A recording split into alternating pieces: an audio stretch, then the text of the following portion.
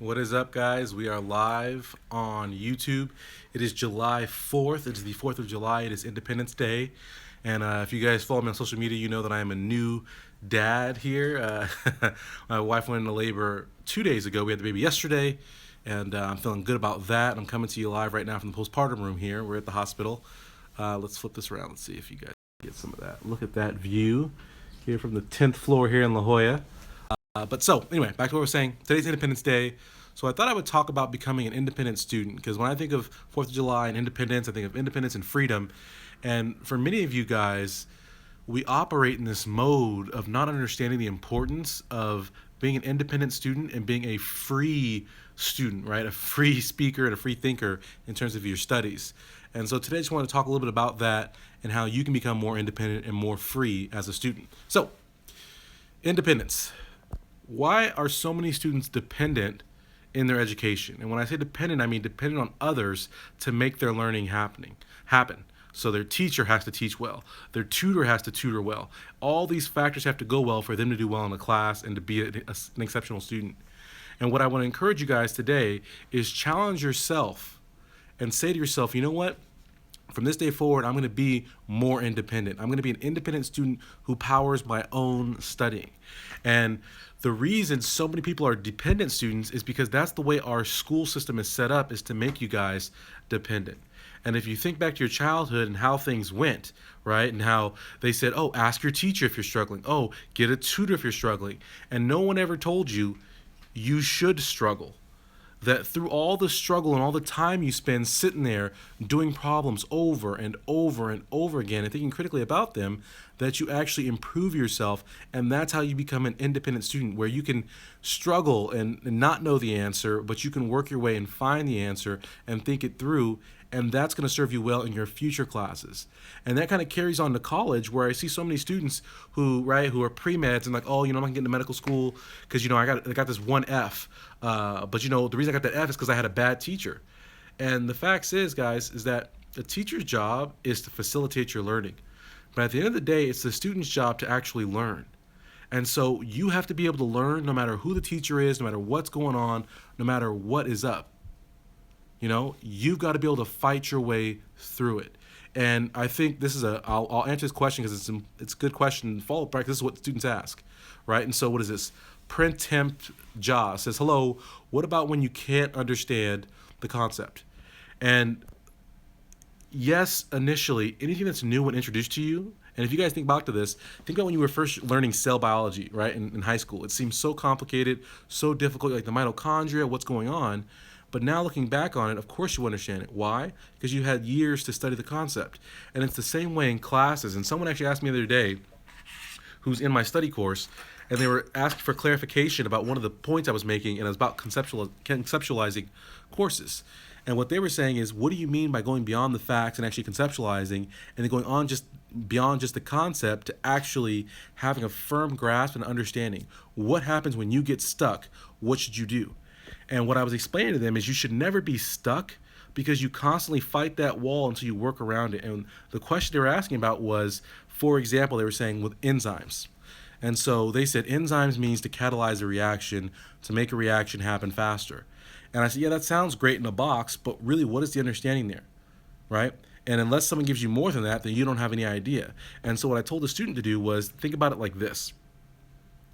Okay, enzymes. Enzymes are proteins. Enzymes allow us to get reactions done fast. Why does that matter? Well, we want to get reactions done fast because we live in a fast-paced world. We need things to happen in real time. We don't have time to wait years and years and years for reactions to happen. Therefore, enzymes are extremely important in reactions. What reactions? Well, all reactions, because we want all of our reactions to happen at a fast enough pace to sustain our life. Okay, so from there, let's talk about that. Okay, so reactions happening, formation, things coming together. How can I relate that concept? How can I understand that? I don't understand. It's enzymes, confusing. Well, an enzyme is like a matchmaker, right? We all know eHarmony, Match.com, all these popular dating sites. Well, enzymes, the way I remember them, is that I think of enzymes like eHarmony, where yes, it's possible for a guy and a girl to get together and get married and have a baby like I just did. But what eHarmony does is it facilitates that happening. It brings together a bunch of other people and a bunch of other people, right, guys and girls, to come together in an efficient manner. That way relationships can happen in the real time that people have in this busy world we have. And so that's the way I remember enzymes and conceptualize it. And so when you're stuck on concepts, I again challenge you to challenge yourself. Instead of just saying, oh, I don't understand, and going and getting someone else's explanation, dig deeper. Find another book. Find another video. Find something that can add some elaboration into what you got going on there, so that way you can take time to ruminate and develop your own sense of it. And it's so important to do that, guys, because like I said, it's easy to be a dependent student. But what happens when you don't have an exceptional teacher? What happens when you don't have an exceptional tutor? And this is what happens to a lot of people on the MCAT, is that they're not independent studiers at baseline. So when they get to the MCAT, which is an independent study project, they can't actually study well. And people will say, well, I'm taking a class, so I don't need to be an independent studier. Well, even in a class, this is where people mess up, is they assume every time I go to class, that's all I have to do. Go to class, they'll give me my assignments, they'll give me my reading, they'll lecture to me, and I'm done. But the people who score well on the MCAT and go above average on the MCAT, they go beyond just the course, and they're able to independently study better than other people are doing. And that's why for people who are taking my MCAT course, it's so successful for them, because I'm teaching them how to independently study, and so it boosts their score. Okay, so I encourage you guys to see how you can be more independent in your learning. The other thing, right, that 4th of July makes me think of is freedom. And eggs, you just brought up my point that I'm going to get to right now. If you got Wi-Fi and books, you can learn anything. So educational freedom. So many students think to take the MCAT, they have to take all the prerequisites. And the reason they think that is because they're locked in this mind, they're in the prison of their learning, where they think learning only comes from books. Learning only comes from classes. Learning only comes from assigned reading. But there's plenty of opportunities to learn, not only in classes, but outside of classes, in books that you can buy and read yourself. There's plenty of opportunities to learn from life if you look around and observe it. And we talked about how you can learn anything from books. I always, right, so if you ever encounter me, I challenge anybody to this. If you ever see me out at one of my events or somewhere, I challenge you to say, hey, Dr. Pinesett, what books do you have with you right now? Because I carry 99% of the time, I always have 2 books with me at all times, either in my car or somewhere nearby. I'll have 2 books and I'll carry a notebook. And what that allows me to do is constantly have the opportunity to be a free learner. I can learn anytime I want. I can learn anything I want to read about. And one of the strangest books I ever read was about penguins. And it was there. I thought it'd be interesting just to know, which it's not useful in medicine or anything, but it was just something, hey, I have the freedom to learn, and it's out there. And so you guys, I encourage you to go beyond your classes and free yourself from that trap of, oh, someone has to teach me something. There's plenty of books out there. There's plenty of classes out there that aren't scheduled from your university. You can take classes outside of your major. You can do all these kind of things. There's workshops where you can expand and be a free learner and be smarter than you thought possible, know more than you thought possible. That's what I'm talking about. If that makes sense to you guys, give me a like right now so I know you guys are still with me and still hang with me, and that all makes sense. I'm in a state of delirium. I haven't slept in like 2.5 days, so this might be gibberish, but I thought it was super important. And along the lines, right, of freedom of learning and learning being everywhere, the reason I wanted to get on this talk right now, my wife is sitting here, we're about to try to leave the hospital, but the reason I thought it was important to get on here was we were watching the movie Ray. So we're here in the hospital. I don't have cable at my house, but we're here in the hospital, and so we're watching BET, and BET always wants to play these sad movies, but Ray is one of my favorite movies of all time because it's so true to life in that movie that Ray Charles is a hugely flawed human being, hugely flawed, had tremendous adversity. And if people don't know who Ray Charles is, he's the blind piano player. He broke all these racial barriers. He broke all these music barriers, all these types of things. But he was blind. And one of the key scenes in the movie, he falls, and his mom has the opportunity to help him up, right, to make him dependent. But she makes a conscious decision to say the only way he's going to thrive and be successful in life is if I challenge him to be independent. And so she doesn't help him up. And the scene is, it's theatrical, but he goes around the room and he hears everything. And he's like, Mom, I hear you too. And they hug, and she's crying. And she's crying because in that moment, he is now more independent than he was the day before. And you guys have to have that same mentality. And like, it inspires me to continue to be independent and continue to go and grow and to stretch what is possible. And that's the biggest message, right? If you are an independent student, if you strive to be independent, if you strive to be a free learner where there's learning all around you in your whole life, your potential for success and for greatness goes through the roof. And your potential truly is limitless. And when I go out and do talks, people kind of look at me weird when I say, hey, listen, you guys are all capable of getting to medical school. Every single person in this room is capable, no matter how bad your grades are, no matter how dumb you feel you are, you guys are all capable of getting to medical school. And when I go out and talk to high school students, I say, listen, no matter, and I went and talked to at-risk high school students a little while back, and I was telling them, I said, listen, no matter what trouble you guys have been in, no matter what you guys are facing in your lives, no matter how bad your families are, what neighborhood you come in, what you're tied up in, you can always escape that. But you have to understand that it has to be you. Nobody can do it for you. So in other words, you got to be independent. And you have to unlock the shackles that we all have in our minds that society puts on us that tells us that we can't do things or we have to do things certain ways. We have to free our minds to see. It's like the Matrix, right? So I thought learning's everywhere. We're going to go from movie to movie today, from Ray to the Matrix.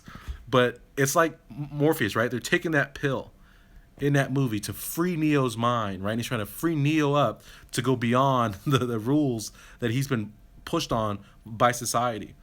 And that movie I love that movie because that's what I'm trying to do every day for students. I'm trying to be Morpheus. I'm trying to make you guys Neo. You guys are going to be the one, right? I'm trying to open up your minds to the possibilities of what you could be and that you have limitless, boundless potential, but you guys don't believe it, right? You're not free of mind. And you don't understand that you can be independent. You don't strive for that independence. Therefore, you will never get there. And that's why people don't get to medical school or aren't successful or don't have the great relationship or don't have the things they want in their life is because they tell themselves, I can't do it. Even worse, I don't deserve to have it. And that was something that came up. I was at UCLA last week, and one of the students I was talking about, again, right, being limitless and having all this potential and that you can be successful.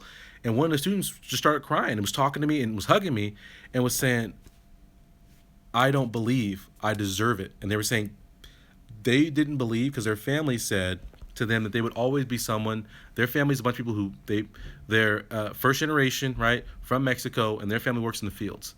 And he was saying he gets a lot of pushback from his family because his family says, you need to be out here with us. You can't succeed in college. You can't go do those things.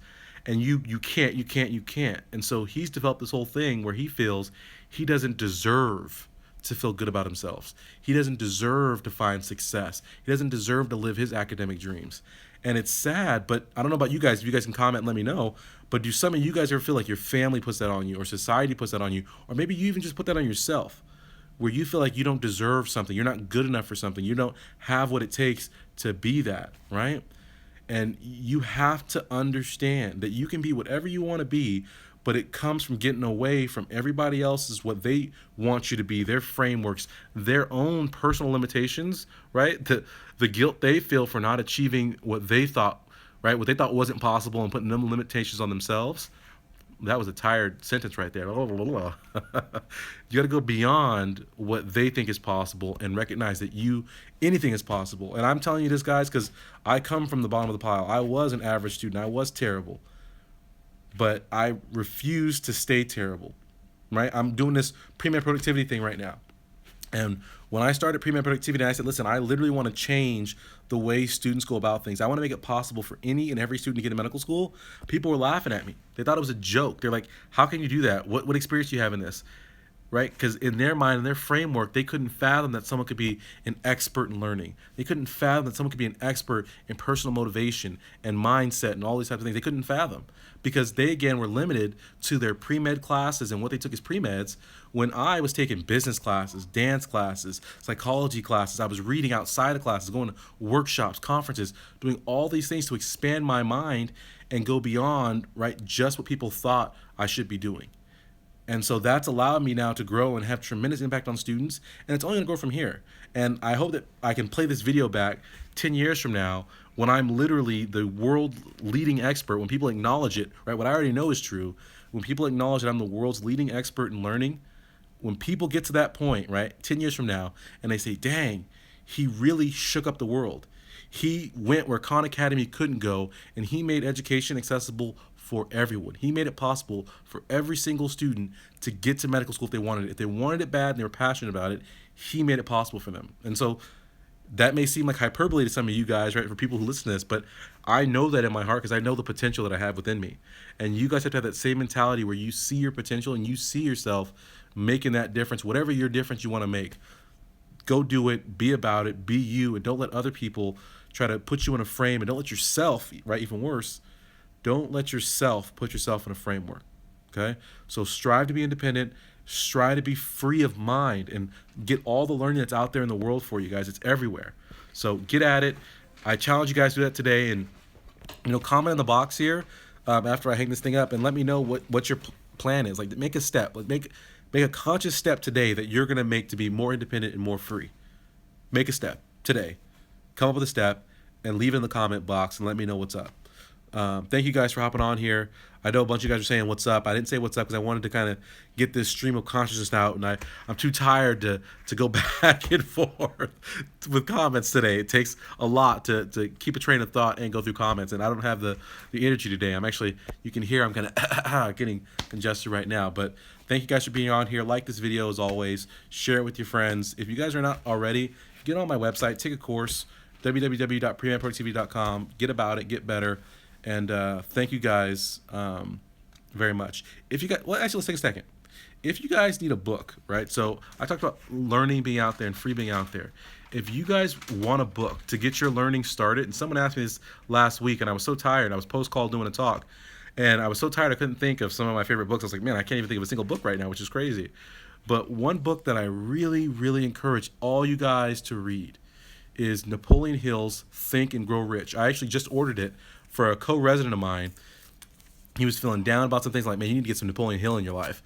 And so I actually ordered him a book on Amazon. I ordered him Think and Grow Rich. So I'm going to give it to him later this week when it gets here. But I want you guys to get out there. I don't get any kickbacks. You guys hear my newborn in the background there. I don't get any kickbacks from Napoleon Hill. But Think and Grow Rich is an amazing, amazing book. And I encourage all you guys to go out there and get that book and get some Napoleon Hill up in you so you can kind of open your mind up to the possibilities and potential that you have. All right, so no Q&A today because I am way too tired for it. Way too tired. But what day is it? Tuesday? So tomorrow's Wednesday. So tomorrow, Wednesday, 6:30 p.m., we'll be doing live Q&A. So I'll see you guys there. And I saw a couple first-timers on here on the live feed. So thank you guys for first-timers. For those of you guys who are old-timers, those of you guys who are first-timers, whatever it is, one of you guys, right? So you guys are always smarter than me. One of you guys mentioned, if you aren't getting these alerts when I go live, it's because in addition to subscribing to the channel, you have to click to turn on notifications. Like it's some little bell symbol or something, but click that and that'll give you notifications. That way, every time I go live, it'll pop on your phone, and that way you can hop on here and get your questions answered or get some good information. So sorry I'm not doing Q&A today. As you can hear, I'm stuffed up and I've got to take this baby home. And my wife is nice enough to let me get on here while we're in here in the room. But anyway, so tomorrow, 6:30 Pacific Standard Time, we're going live Q&A Wednesday. But thank you guys very much for being on here, and get this message in you. Understand what I'm telling you guys. All things are possible if you have your mind open to it and you work at it consistently hard, right? And no one can push you. You have to push yourself. Be independent and just go for it and get at it. So Pacific Standard Time tomorrow, 6:30 Wednesday, we're going live Q&A. Thank you guys for being with me. Enjoy your 4th of July. Be safe. Don't blow yourself up with firecrackers. Safety first, right? Have a bucket of water. Don't light anything in your mouth. It's a bad idea. I'll tell that story tomorrow. So I'll tell you about my emergency department having to go down and this guy with the firecracker in the mouth. We'll talk about that tomorrow. Everyone have a great day. Thank you. Later.